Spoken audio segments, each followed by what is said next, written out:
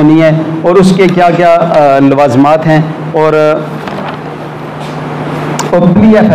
इन 3 चीज़ों पे मैं स्पेसिफिक आपको असिस्ट करने की मिनिमम टाइम में कोशिश करूँगा। पहली तो बात यह है कि आज के मौके का फ़ायदा उठाते हुए आपसे एक बात करूँ कि आसान तरीका क्या है एविडेंस तैयार करवाने का। सिविल साइड पे आ जाते हैं। याद रखें, जब भी आपका चैम्बर आपके सीनियर या खुद आप अपना केस कर रहे हैं तो देखें कि मेरा दावा क्या है या मेरे अगेंस्ट दावा क्या है। उसके बाद देखें कि इस दावे के जवाब में मसलन आप देख लेते हैं कि पैरा नंबर 1 में अगर कोई बात की गई है तो पैरा नंबर 1 के जवाब में क्या आया है। याद रखें, जब आप जवाब दावा दे रहे हैं तो उसमें स्पेसिफिक हर बात का डिटेल से जवाब दें। जितनी डिटेल से वो वहाँ पे आप पे कोई एलिगेशन लगाया गया या फैक्ट बयान किया गया। एवेसिव डिनाइल इज़ नो डिनाइल। आप जब आके कह देते हैं कि इनकारी है तो वो सिर्फ इनकारी जो है वो आपके गले पड़ जाएगा, वो अमाउंट टू एडमिशन होगा। अब जो एडमिटेड फैक्ट है उनको प्रूव करने की एविडेंस में ज़रूरत ही नहीं आती। हमें करना क्या है, हमें बेसिक चीज़ क्या है कि हमारे पास एक दावा आ गया, हमें फाइल दे दी गई कि जाके क्रॉस एग्जामिनेशन करें। क्रॉस एग्जामिनेशन के लिए अपनी फाइल उठाएं, उसमें दावा देखें कि इनका क्लेम क्या है, उसके बाद उसको देखें कि इनका जवाब वहाँ पे क्या आया है। अब इसको नोट करें अपनी फैक्ट शीट पे, इसको नोट करें। देखें, ये मैं उस वक्त की बात कर रहा हूँ कि आपको अचानक एक फाइल आ गई कि सुबह वकील साहब आपने इस केस में जरा करवानी है या एग्जामिनेशन इन चीफ करवाना है। अब उस वक्त तो आप फैक्ट्स उस तरह नहीं ले सकेंगे। आपके पास वो फाइल आई, आपने दावा देखा, जवाब दावा देखा। अब उसके बाद आपने बहुत इंपॉर्टेंट फैक्टर जो हम लोग छोड़ देते हैं, वो मैं क्योंकि सेक्शंस के हवाले से आपसे बात नहीं करूंगा, आप पढ़ के आए हुए हैं, मैं प्रैक्टिकल अप्रोच के हवाले से बात करूंगा। अब इस पे एक इम्पॉर्टेंट फैक्टर ये है कि हम इश्यूज़ को इग्नोर कर देते हैं। इशू क्या फ्रेम हुए हैं, आपके जो बेसिक वहाँ पे इश्यूज हैं क्या वो इसमें फ्रेम हुआ या नहीं हुआ। अगर इशू फ्रेम आप देख रहे हैं कि उसमें ये इशू फ्रेम हो गया उस स्टेज पे, और आपका एक इम्पोर्टेंट जो उसमें फैक्ट था उस पे इशू कोई फ्रेम नहीं हुआ, तो आप उसमें फौरी तौर पे इशू फ्रेम करने के लिए, इशू की अमेंडमेंट के लिए उसमें इशू में तरमीम कराएं, ऑल्टर करवाएं, इशू को ऐड कराएं या डिलीट कराएं। इश्यूज़ को पढ़ें। इश्यूज़ को पढ़ने के बगैर याद रखें, सिविल में किसी सूरत में भी इश्यूज़ के बगैर आप एविडेंस नहीं करा सकते। सिमिलरली क्रिमिनल साइड पे हम चले जाते हैं। क्रिमिनल साइड में अब मैं थोड़ा सा इसके साथ स्टेज बाय स्टेज आगे चलता हूँ। क्रिमिनल यहाँ पे तो आ गया दावा और जवाब दावा। क्रिमिनल साइड पे आप जब देखते हैं तो इस्तगासा होता है, FIR होती है, 161 की स्टेटमेंट होती है। ये 3 चीज़ें आपको ज़रूरी होती हैं। अब इन 3 चीज़ों में भी क्योंकि FIR जो होती है वो स्ट्रिक्टो सेंसो वर्ड टू वर्ड वही होती है जो इस्तगासा में लिखा होता है। इस्तगासा यानी इस्तगासा से मुराद मेरी वो एप्लीकेशन है जो एप्लीकेशन वो FIR के लॉन्च करने के लिए जमा कराई जाती है। अब उसको देखें, 161 की स्टेटमेंट देखें। अब ये देखने के बाद ना आप देखें कि चार्ज क्या फ्रेम हुआ है। एक साइड पे सिविल साइड पे देखें डिफरेंस क्या है। डिफरेंस ये है कि सिविल साइड पे इश्यूज होते हैं, क्रिमिनल साइड पे चार्ज फ्रेम होता है। सिविल साइड पे बहुत बड़ा फर्क जो सिविल और क्रिमिनल एविडेंस में होता है वो ये है कि सिविल साइड पे ऑनेस्ट टू प्रूव प्लेंटिफ पे होता है और समटाइम्स ये डिफेंडेंट पे भी होता है। Onus to prove civil side में शिफ्ट होता रहता है, लेकिन क्रिमिनल साइड पे ऑनेस्ट टू प्रूव जो होता है वो प्रोसिक्यूशन पे होता है। अगर प्रोसिक्यूशन अपने केस को प्रूव कर पाती है तो फिर वो कोर्ट ऑफर करती है मुल्ज़म को कि क्या आप इसमें कोई एविडेंस दें। 342 की स्टेटमेंट आती है और वो बिल्कुल फाइनल स्टेज है। इसमें भी कुछ एग्जाम्पशंस हैं जहाँ पे कुछ केसेस में प्रोसिक्यूशन को केस प्रूव नहीं करना होता। कुछ सूरतों में जहाँ डिफेंस आप स्पेसिफिक लेते हैं तो वो डिफेंस प्रूव करना जो जिम्मेदारी हो जाती है आके इसकी मुल्ज़म की, वो मैं आपको 4-5 जो सिचुएशंस हैं उनको मैं आगे बता दूं। पहले मैं फ़र्क बताना चाह रहा हूँ। हमने देखना क्या, सिविल साइड पे हमने दावा देखा, जवाब दावा देखा, इश्यूज़ देखे। क्रिमिनल साइड पे हमने कंप्लेंट देखी, उसके बाद हम लोगों ने 161 की स्टेटमेंट देखी, उसके बाद हम चार्ज पे आ गए कि चार्ज प्रॉपर फ्रेम हुआ या नहीं हुआ। चार्ज भी वो अल्टर हो सकता है, उसमें ऐड भी हो सकता है, डिलीट भी हो सकता है, वो उस तरह की वो एक अलग पूरा चैप्टर है। जब तक हम इश्यूज नहीं देखेंगे तो एविडेंस इश्यूज में ये होता है, सिविल साइड पे इश्यूज में हमें आगे लिखा होता है OPP, OPD, onus to prove on defendant, onus to prove on plaintiff. अब जो आप याद रखें कि जो आपके जिम्मे कोर्ट ने ऑनेस्ट लगाया है, आपने वही प्रूव करना है। अब इसमें क्या होगा, यहाँ पे स्टेज आ गई जब आपने देखा जी कि इश्यूज प्रॉपर दावे और जवाब दावे के मुताबिक आए हैं, आप सेटिस्फाइड हो गए, फिर हम आगे प्रोसीड करेंगे। अब स्टेज आ जाएगी यहाँ पे जो हमारे केसेस के नाकामी की वजह होती है। बहुत अच्छे केसेस होते हैं लेकिन हम लूज क्यों कर जाते हैं, उसकी रीज़न ये होती है कि वकील साहब गवाह को तैयार करके नहीं लेके जाते। अब ये एक इंटरेस्टिंग यहाँ पे एक है, गवाह को तैयार करना क्या है। गवाह को तैयार करना जो है वो बड़ा इंपॉर्टेंट है। इसमें गवाह को तैयार करने से मुराद ये नहीं होती कि आप उसे झूठ सिखा के लेके जाएं। गवाह देखें एक लेमैन है, उसे बिल्कुल नहीं पता कि कोर्ट में कैसे पेश होना है, कोर्ट का फियर होता है, एक घबराहट होती है। आप गवाह को ऐसे तैयार करेंगे कि उसका ये दावा जवाब दावा और उसके रेलेवेंट जो डॉक्यूमेंट है गवाह को बताएंगे, उसको सिखाएंगे कि इसमें डेट्स क्या हैं, बाकी मामला वो पूरे केस टू केस वैरी करता है। आपने सबसे पहले एहसन तरीका ये होता है कि हमें अगर इन चीफ करवा रहे हैं तो गवाह का बयान हम उर्दू में लिख लें अपने पास, क्योंकि यहाँ पे नॉर्मली जो एविडेंस दी जाती है एक्सेप्शनल केसेस में किसी और ज़ुबान में होती है, इंग्लिश में या किसी और ज़ुबान में होती है एक्सेप्शनल केसेस में, लेकिन रूटीन में हमारी उर्दू में ही होती है या पंजाबी में होती है एविडेंस।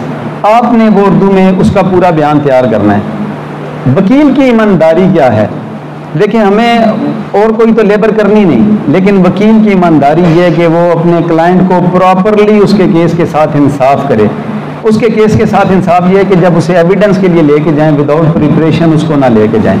देखें क्लाइंट को बिल्कुल नहीं पता, क्लाइंट सच बयान कर रहा है, लेकिन टेक्निकली दूसरी साइड से जब लॉयर करेंगे, हमारे ऑफिस में एक प्रैक्टिस ये है, हम ये प्रैक्टिस करते हैं कि इसी तरह फाइल्स अपने एसोसिएट्स को डिस्ट्रीब्यूट करते हैं, वो तैयार करके लाते हैं, हम जो 2-3 सीनियर लोग हैं वो उन्हें देख लेते हैं कि इसमें कोई कमी तो नहीं। उसके बाद हम अपने एसोसिएट की ड्यूटी लगाते हैं कि आपने सवाल तैयार करने हैं। कौन से सवाल? इन चीफ के सवालात। इन चीफ के सवालात का हमें पता होना चाहिए, जो भी दोस्त एविडेंस करवाने जा रहे हैं, कि इन चीफ में आपने कौन कौन से सवालात करने हैं अपने क्लाइंट से। देखें क्लाइंट वो फिलबदी जाएगा, इतना लंबा बयान होगा, फैक्ट्स होंगे, वो मिक्स कर जाएगा, वो इधर की बात उधर, उधर की बात इधर करेगा। उसका हमें नुकसान ये होगा कि वो अपने केस को प्रूव नहीं कर पाएगा। अब उसका आसान तरीका इन चीफ करवाने का क्या है, ये सारे दोस्त याद रखें। आपने उसका बयान अपने पास लिखा और उसके बाद फिर आपने उस पर सवालात लिख लिए इन चीफ के। मैं अभी क्रॉस एग्जामिनेशन की बात नहीं कर रहा, मैं इन चीफ की बात कर रहा हूँ। इन चीफ दोनों सूरतों में होते हैं, आप प्लेंटिफ के हैं तब भी आपको इन चीफ कराना पड़ेगा, आप डिफेंडेंट के हैं तब भी जब उसकी एविडेंस होगी इन चीफ करवाना पड़ेगा। आप उसके सवालात लिख लेते हैं। अब सवालात में इन चीफ में क्या एहतियात लाजम है, उसमें सिंपली ये है कि आपने लीडिंग क्वेश्चन कोई नहीं करना अपने क्लाइंट को, लीडिंग क्वेश्चन कोई नहीं करना। मिसाल के तौर पे अब आपने पैरा नंबर 1 आपने देखा, पैरा नंबर 1 में जो दो तीन इंपॉर्टेंट फैक्ट हैं आप खड़ा करेंगे गवाह को अपने ऑफिस में, पहले उससे प्रैक्टिस करवाएंगे और उन्हें बताएंगे जी मसलन अच्छा जी आप क्या करते हैं, अच्छा डिफेंडेंट से आपका रिलेशन क्या है, अच्छा ये बताएं कि कब सौदा हुआ। अब मैं आपको लीडिंग क्वेश्चन मैं डिफाइन कर देता हूँ, इन चीफ में क्या नहीं कर सकते। अब इस चीज़ को, इस पैटर्न को हम दोनों साइड से डिस्कस कर लेते हैं। एक तो हम प्लेंटिफ की साइड से वकील हैं और जो इन चीफ करवा रहे हैं या अपनी पार्टी का इन चीफ करा रहे हैं, दूसरी साइड से हमने क्रॉस एग्जामिनेशन करना है इन पे।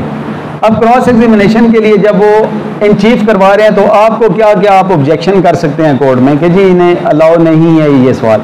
सबसे पहले ऑब्जेक्शन होता है जी कि ये लीडिंग क्वेश्चन है, ठीक है। लीडिंग क्वेश्चन क्या होता है? ऐसा सवाल जिसके अंदर उसका जवाब मौजूद हो। आप इन चीफ के दौरान लीडिंग क्वेश्चन नहीं कर सकते।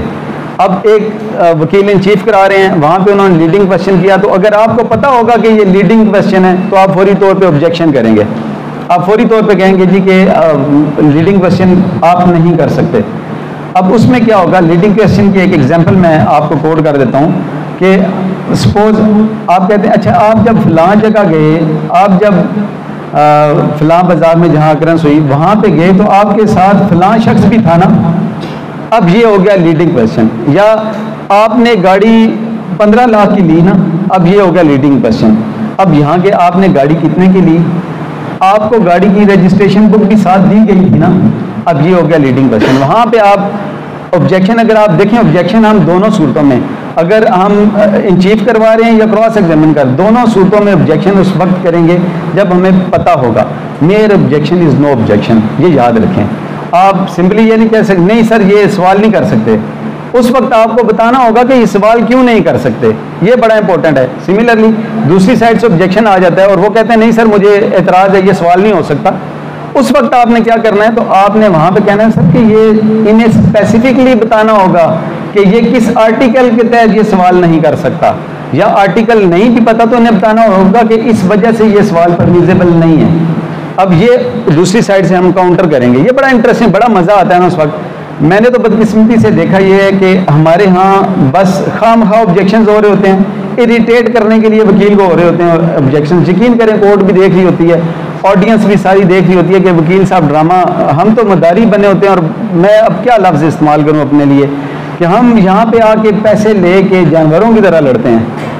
यकीन करें कि हम इतना डिसेंट प्रोफेशन है हमारा, इतना नोबल प्रोफेशन है, प्रोफेशन ऑफ लॉर्ड्स है, हम अपनी बिल्कुल इज्जत का वहाँ पे ख्याल नहीं रखते। यहाँ पे ये हो गया कि लीडिंग क्वेश्चन अलाउ नहीं है। आप अपने क्लाइंट को जब इन चीफ कराएंगे, मैं इसे शॉर्ट करता हूँ कि इन चीफ करवाएंगे तो आप सवालात तैयार कर लें, वो सवालात तैयार करके वो सवालात करें उन पे, और इस तरह आप सारा कंक्लूड कराएं। और इसी के दौरान एक बात याद रखें, सिविल में बहुत इंपॉर्टेंट फैक्टर ये है, हम अक्सर ये करते हैं कि हम गवाह का बयान करा देते हैं, फैमिली केस में खसूसी तौर पर याद रखें, गार्डियन केस में, फैमिली केस में, जहाँ पे हम एफिडेविट सबमिट करवाते हैं। एफिडेविट के बाद हम जा कहते हैं जी जरा शुरू करें। याद रखें एक कुलिया के सिविल केसेस में जितने भी डॉक्यूमेंट्री एविडेंस है वो सिर्फ विटनेसेस की एविडेंस में उसके बयान में होंगी, ये कौंसिल अपने बयान में नहीं दे सकता। दूसरी साइड पे ये आप अपना ऑब्जेक्शन ज़हन में रखें, अगर वो कोई नहीं करा रहा तो खुश हो जाएं और कहें जी ये अलाउ नहीं है। उसके लिए ये जो भी आपको रेलिवेंट जजमेंट्स रिक्वायर्ड होंगी, इसमें मैं जो भी बात कर रहा हूँ मैं किसी रेफरेंस के तहत कर रहा हूँ। जो भी इस तरह की बात होगी आप बेशक उसे सर्च कर सकते हैं, मुझसे पूछ भी सकते हैं। मैं इंशाल्लाह आपको हर एक का वो रेफरेंस बताऊंगा कि किस रेफरेंस से मैं ये बात कर रहा हूँ। रेफरेंस कोड इसलिए नहीं कर रहा कि वो याद भी नहीं रहते और फिर उस पर टाइम ज़ाया होता है। अब यहाँ पे आपने वहाँ पे आके जो ऑब्जेक्शंस इस हवाले से किए, डॉक्यूमेंट सबमिट वो नहीं करा सका तो उसे नहीं, ये याद रखें सिविल केसेस में जब जहाँ पे कर रहे हैं तो वहाँ पे डॉक्यूमेंट वकील की पोजीशन में होने चाहिए। उस वक्त आप अपनी पोजीशन में रखें, आपने तरतीब उसी हवाले से डॉक्यूमेंट्स को दी हो जिस तरह दावे में या जवाब दावे में दी हुई है। आप करें कि अच्छा ये बताएं जी कि आपको क्या क्या डॉक्यूमेंट इसके साथ मिले थे गाड़ी के साथ, वो बताएगा जी कि मुझे ये रजिस्ट्रेशन बुक मिली थी। आप फ़ौरन देंगे जी रजिस्ट्रेशन बुक एग्जिबिट फलां फलां फलां, ये एग्जिबिट फलां, इस तरह करके उस स्टेज पे कराएं, आखिर में ना कराएं। उस स्टेज पे आप कराएंगे तो कोर्ट को ये समझने में भी आसानी होगी और पता चलेगा कि आपका प्रोफेशनल कंडक्ट क्या है। ये तो आ गया इन चीफ साइड पे। अब आते हैं हम इसी में सिविल में क्रॉस एग्जामिनेशन की साइड पे। क्रॉस एग्जामिनेशन में भी दोनों साइड पे हम खड़े होते हैं, दोनों वकील दोनों साइड्स पे खड़े होते हैं। अब क्रॉस एग्जामिनेशन में बहुत इंपॉर्टेंट जो फैक्टर है वो ये नहीं है कि सवाल करना क्या है। आप एक लिस्ट बना लें, याद रखें कि अपने सवालात लिख के लेके जाएं। आप जब अपने, इससे पहले मैं एक बात करनी भूल गया, वो ये है कि अपने क्लाइंट के साथ उसके केस में मेहनत करें। वो मेहनत ये यकीन करें अगर आपकी एविडेंस तैयार नहीं तो आप डेट ले लें जाके, एविडेंस ना तैयार करवाएं, क्योंकि आपका सारा केस 2, 4, 6 साल की मेहनत उसी पे डिपेंड करती है। आप उसे बिठा के ना उस पर सवालात खुद करना शुरू कर दें। आप जब खुद सवालात उन पर करना शुरू करेंगे, फिर पहले आपने इन चीफ तैयार करवाया, उसके बाद अब आप क्रॉस एग्जामिनेशन उन पर करना शुरू करें। आप यकीन करें कि वो बिल्कुल ठीक जवाब दे रहे होंगे लेकिन टेक्निकली वो जवाब गलत होगा, तो आप उन्हें बताएं नहीं इसका जवाब आप ठीक दे रहे हैं लेकिन आपने जवाब इस तरह नहीं, आपने जवाब इस तरह देना है। जैसे कि वो होता है ना अमूमन कि वो सवाल करता है और सवाल करके वो उससे पूछता है कि जी जब आप घर छोड़ के गई वहाँ से तो आपके साथ कौन कौन था या आप क्या क्या लेके गई। अब वो क्लाइंट का ज़हन किस पे है, आपकी साइला वो ये समझ रही है कि मैं लेके तो कुछ भी नहीं गई, वो कहे मैं कुछ भी नहीं लेके गई जी। अब जवाब क्या आना है, जब मैं घर छोड़ के गई तो मैं कुछ भी साथ लेके नहीं गई। अब डिजर्शन जो थी, फोर्सफुल डिजर्शन, वो आपकी प्रूव नहीं हो पाई। अब जब फोर्सफुल डिजर्शन आपकी प्रूव नहीं होगी तो उसके इफेक्ट्स होंगे। अब इसके लिए ये होगा, आप अब यहाँ पे वकील को विजिलेंट कैसे रहना है। अब देखें, जवाब तो उसने प्रॉपर दिया, लेकिन उसने अपने सवाल को, यही आप करेंगे ना तो प्रैक्टिस बिठा के कराएंगे कि आपने 1 बाय 1 सवाल करने। वकील का यहाँ पे क्या काम है, क्रॉस एग्जामिनेशन के दौरान उनका काम है तो देखें ना कि ये कौन सा क्वेश्चन था। कोई बता सकता है जी मुझे, ये जो मैंने क्वेश्चन किया, पुट किया, ये कौन सा क्वेश्चन था? सॉरी आवाज नहीं आई।